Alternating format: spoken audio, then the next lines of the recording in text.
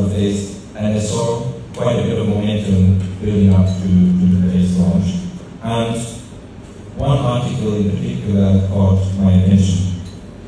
The headline in the Business and Financial Times a few days ago was that today is the day when Ghana stops watching the AI revolution and starts leading it. And I thought that was a very bold statement, leading the AI revolution. I have to say, after the last presentation, I'm now convinced that Ghana is in that space.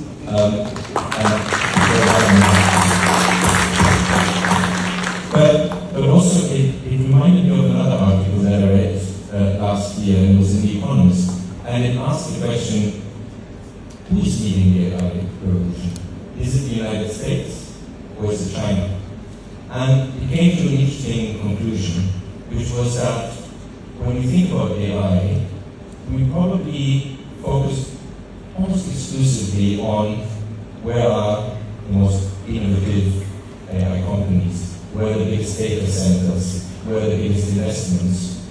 But actually, for the future, probably leading AI and who is leading it depends as much on those inventions as it does on the adoption.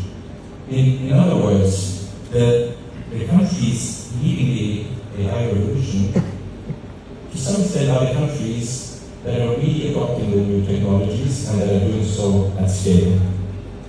And when you think about it, invention and adoption are not the same things.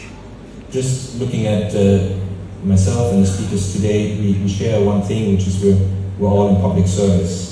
And when you look around the world, you can see that the governments that provide the best digital and technology-enabled services often aren't in those countries that are AI superpowers where the invention has taken place. So the conclusion really is that any country can be a leader on AI if they chose to do so in particular areas.